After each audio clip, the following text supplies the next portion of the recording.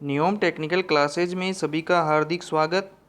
आज से हम इलेक्ट्रीशियन थ्योरी के इम्पोर्टेंट एमसीक्यू सीरीज़ सोल्व करने वाले हैं और ये जो टेस्ट सीरीज़ रहेगी अब ये डेली टेस्ट सीरीज़ रहेगी। रोज़ आपको बहुत महत्वपूर्ण क्वेश्चन देखने को मिलेंगे और यदि आप इस चैनल पर नए विद्यार्थी हैं तो इस चैनल को सब्सक्राइब ज़रूर करें और बेल आइकन को ज़रूर दबा लें। इससे क्या होगा, जैसे ही वीडियो डलेगा आपको वीडियो देखने में हेल्प होगी। तो चलते हैं इस टेस्ट सीरीज़ को सोल्व करते हैं। इस टेस्ट सीरीज़ में क्या है, फर्स्ट क्वेश्चन देखिए क्या है। एक वस्तु पर 1 कूलम्ब ऋण आवेश है, इस पर सामान्य अवस्था में कितने इलेक्ट्रॉन अधिक होंगे। तो ये बताना है कि इसमें इलेक्ट्रॉनों की संख्या कितनी होगी, यानी कितने अधिक इलेक्ट्रॉन होंगे यदि कूलम्ब का मान 1 यानी 1 कूलम्ब ऋण आवेश है। तो इसे सोल्व करने से पहले एक फॉर्मूला होता है, वो देख लीजिए क्या होता है। वो होता है कि आवेश बराबर क्या होता है, n इंटू ई। क्या होता है, n इंटू ई, यानी इलेक्ट्रॉन की कुल संख्या क्या कहलाती है, आवेश कहलाती है। तो हमें बताना है इस फॉर्मूले से कि n का मान यानी कुल इलेक्ट्रॉनों की संख्या कितनी होगी 1 कूलम्ब आवेश पर। तो देखिए अब 1 कूलम्ब आवेश जो है Q, ये फॉर्मूला ध्यान रखिए, Q अपॉन n इन। अब जब हम n निकालेंगे तो क्या होगा, Q अपॉन E होगा। अब इसमें देखिए 1 कूलम्ब आवेश का मान दे रखा है कितना, 1 कूलम्ब आवेश। इसमें जब हम इलेक्ट्रॉन का जो आवेश होता है उसका जब डिवाइड करेंगे तो जो मान होगा वो क्या होगा, वो देखिए। अब जो ऋण आवेश का मान जो होता है इलेक्ट्रॉन का, वो क्या होता है -1.6 इंटू 10 की घात -19 कूलम्ब। जब हम 1/1.6 इंटू 10 की घात -19 कूलम्ब का डिवाइड करेंगे तो कितना राइट आंसर होगा, वो होगा 6.25 इंटू 10 की घात 18 इलेक्ट्रॉन। जब आप इसे सोल्व करेंगे तो ये जो आंसर है वो कितना होगा, 6.25 इंटू 10 की घात 18 इलेक्ट्रॉन। अब चलते हैं नेक्स्ट क्वेश्चन पर। किसी तार को मानक प्रतिरोध के रूप में लेने हेतु आवश्यक शर्त बताना है, क्या होगी। यदि कोई वायर है, कोई तार है, उसे हमें क्या करना है, मानक प्रतिरोध के रूप में काम में लेना है, तो उसके लिए जो आवश्यक शर्त है वो क्या होगी। ऑप्शन देखिए, तार का विशिष्ट प्रतिरोध न्यून होना चाहिए। बी है तार का विशिष्ट प्रतिरोध अधिकतम होना चाहिए। सी है तार का प्रतिरोध ताप गुणांक नगण्य होना चाहिए, या तार का प्रतिरोध ताप गुणांक अधिकतम होना चाहिए। तो जो मानक प्रतिरोध होते हैं, जैसे मानक प्रतिरोध क्या होंगे, जैसे मैग्नीन हुआ, मैग्नीन के जो तार होते हैं उसे मानक प्रतिरोध के रूप में उपयोग में लिया जाता है।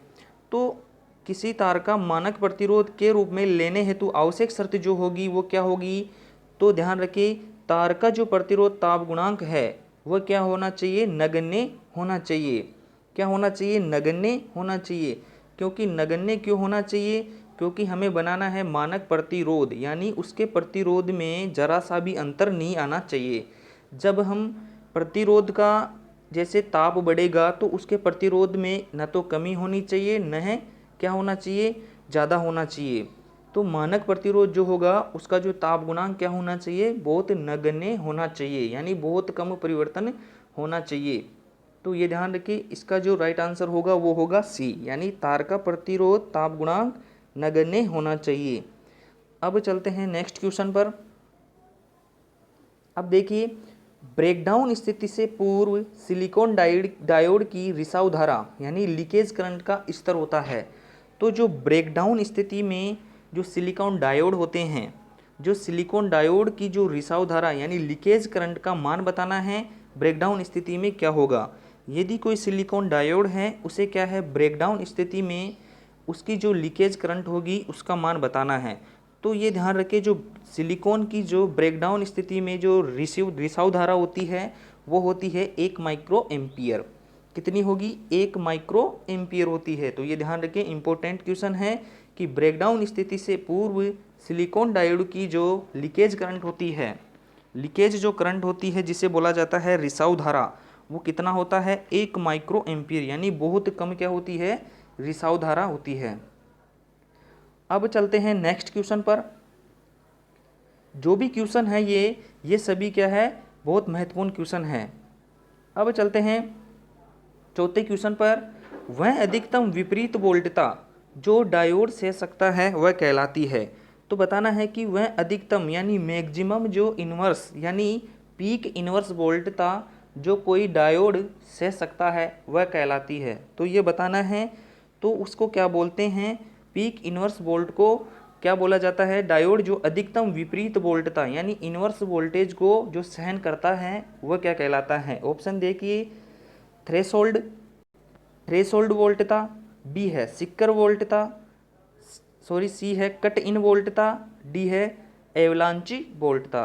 तो जो वह अधिकतम विपरीत वोल्टता जो डायोड सह सकता है यानी डायोड उस पर काम कर सकता है, तो उसे बोलते हैं अधिकतम वोल्टता जिस पर डायोड काम कर सकता है बिना ब्रेक हुए। तो जो वो वोल्टता होगी वो होगी सिक्कर क्या होगी, सिक्कर विपरीत वोल्टता क्या होगी, सिक्कर विपरीत वोल्टता। इसे बोला जाता है पीक इनवर्स वोल्टता। क्या होगी, पीक इनवर्स वोल्टता होगी, उसे बोलते हैं पीक इनवर्स वोल्टेज। तो ये ध्यान रखिए, बहुत महत्वपूर्ण क्वेश्चन है। अब चलते हैं अगले क्वेश्चन पर। एक मेगर में आमतौर पर किस प्रकार का उपयंत्र लगा होता है। तो एक जो मेगर होता है उस पर किस प्रकार का उपयंत्र लगा होता है ये बताना है। मूविंग आयरन टाइप का या मूविंग कोयल टाइप का, सी है डायनमो टाइप का, डी है हॉट वायर टाइप का। तो जो एक मेगर में आमतौर पर किस प्रकार का उपयंत्र लगा होता है, ये क्वेश्चन इम्पोर्टेंट है। ये मेगर के अंदर जो उपयंत्र लगे होते हैं उनके बारे में बताना है। तो जो उपयंत्र लगे हुए होते हैं वो होते हैं मूविंग कोयल। कौन से होते हैं, मूविंग कोयल। और जो मूविंग आयरन जो टाइप के होते हैं एमआई टाइप के, ये एसी और डीसी दोनों पर काम करते हैं। मूविंग कोयल जो होते हैं ये केवल डीसी पर काम करते हैं। मूविंग आयरन जो टाइप के होते हैं वह आकर्षण प्रकार के सिद्धांत पर काम करते हैं। और जो हॉट वायर टाइप होता है ये एसी डीसी दोनों पर कार्य करता है। तो ये ध्यान रखें। चलते हैं नेक्स्ट क्वेश्चन पर। अब देखिए जो अगला क्वेश्चन है ये है कि 3 फेज गिलेरी पिंजरा मोटर के एक साथ कौन सी स्टार्टिंग विधि का प्रयोग नहीं किया जा सकता। तो 3 फेज गिलेरी पिंजरा मोटर के साथ कौन सी स्टार्टिंग विधि का प्रयोग नहीं किया जा सकता। तो ये बताना है कि एक गिलेरी पिंजरा प्रेरण मोटर है तो उसमें कौन से जो स्टार्टिंग विधि होती है उनमें जो स्टार्टर प्रयोग लिए जाते हैं वह कौन से नहीं लिए जाते हैं ये बताना है। तो ऑप्शन देखिए, स्टार डेल्टा, बी है ऑटो ट्रांसफॉर्मर, सी है रोटर प्रतिरोध, डी है डायरेक्ट ऑनलाइन। तो हमेशा ध्यान रखिए, गिलेरी पिंजरा जो प्रेरण मोटर होती है उसमें जो स्टार्टर प्रयोग में लिए जाते हैं वो होते हैं स्टार्टिंग के लिए, एक तो होता है स्टार डेल्टा, एक होता है ऑटो ट्रांसफॉर्मर, एक होता है डायरेक्ट ऑनलाइन यानी direct DOL direct online starter. जो रोटर प्रतिरोध होता है इसका जो राइट आंसर होगा वो होगा रोटर प्रतिरोध। जो रोटर प्रतिरोध होता है ये कौन सी मोटर के लिए रहता है, ये रहता है स्लिप रिंग। कौन सी होगी, स्लिप रिंग जो मोटरें होती हैं उनकी स्टार्टिंग विधि के लिए प्रयोग में लिया जाता है। कौन सा लेते हैं, रोटर प्रतिरोध। तो इसका जो राइट आंसर होगा वो क्या होगा, नहीं किया जाता है, तो होगा रोटर प्रतिरोध। हम गिलेरी पिंजरा प्रेरण मोटर को स्टार्ट करने के लिए काम में नहीं ले सकते। तो ये ध्यान रखें। अब चलते हैं नेक्स्ट क्वेश्चन पर। एक एनर्जी मीटर में ड्राइविंग सिस्टम, एक है रजिस्टरिंग सिस्टम और बुनियादी निर्माण भागों को बनाते हैं। तो ये बतानी है कि जो एक एनर्जी मीटर है उसमें जो एक अलग अलग सिस्टम होते हैं, एक ड्राइविंग सिस्टम होता है, एक रजिस्टरिंग सिस्टम होता है और अन्य सिस्टम कौन कौन से होते हैं उसके निर्माण के लिए। तो देखिए ऑप्शन, मूविंग सिस्टम, समानांतर सिस्टम, बी है सीरीज सिस्टम ब्रेकिंग सिस्टम, सी है moving system braking system, D है चुंबकीय प्लग सिस्टम और शंट सिस्टम।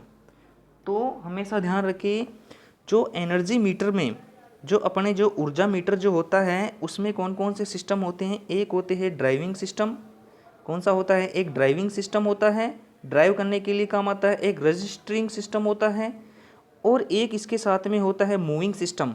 मूविंग सिस्टम और एक इसमें रहता है ब्रेकिंग सिस्टम। ये निम्न रूप से 4 प्रकार के इसमें सिस्टम होते हैं: driving system, restoring system, moving system और एक ब्रेकिंग सिस्टम। तो ये ध्यान रखें, इंपॉर्टेंट क्वेश्चन है। अब चलते हैं नेक्स्ट क्वेश्चन पर। किसी ऊर्जा मीटर सिस्टम में एक रोटेटिंग एल्यूमिनियम डिस्क होती है जिसे सीरीज और शंट मैग्नेट के वायु अंतराल के बीच में रखा जाता है और एक शाफ्ट पर चढ़ाया जाता है। ये इसे क्या बोला जाता है इस सिस्टम को? तो देखिए ध्यान रखिए, किसी ऊर्जा मीटर सिस्टम में क्या है, एक रोटेटिंग क्या है, एक एल्यूमिनियम की डिस्क है।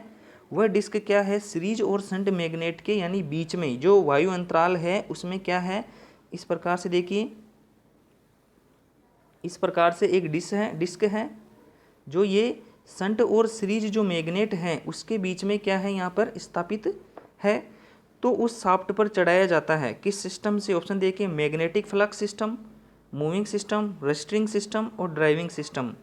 तो इसको बोला जाता है मूविंग सिस्टम। क्या बोलते हैं? मूविंग सिस्टम से सिस्टम प्रयोग किया जाता है। अब चलते हैं नेक्स्ट क्वेश्चन पर। तापमान बढ़ाने से इंसुलेशन प्रतिरोध क्या होता है? इंपॉर्टेंट क्वेश्चन है। तापमान बढ़ाने से इंसुलेशन प्रतिरोध, जो इंसुलेशन प्रतिरोध होता है वो क्या होता है? बढ़ता है, समान रहता है, घटता है, इनमें से कोई नहीं। तो हमेशा ध्यान रखिए, जो इंसुलेशन जो प्रतिरोध होते हैं यानी इंसुलेशन जो पदार्थ होते हैं उनका जो तापमान बढ़ाने से जो उनका प्रतिरोध होता है वो क्या होता है? घट जाता है। क्या होगा? घटता है। तापमान बढ़ने से इंसुलेशन प्रतिरोध घट जाता है। तो इसका जो राइट आंसर होगा वो होगा घटता है। अब चलते हैं नेक्स्ट क्वेश्चन पर। विद्युत ऊर्जा की इकाई है, विद्युत ऊर्जा की इकाई है, ऑप्शन देखिए, वाट, किलोवाट, किलोवाट घंटा और जूल। तो विद्युत जो ऊर्जा की जो इकाई होती है वो होती है किलोवाट घंटा, KWH, जिसे बोला जाता है किलोवाट घंटा। इसका जो राइट आंसर होगा वो होगा सी, KWH। विद्युत ऊर्जा की इकाई क्या होती है? KWH।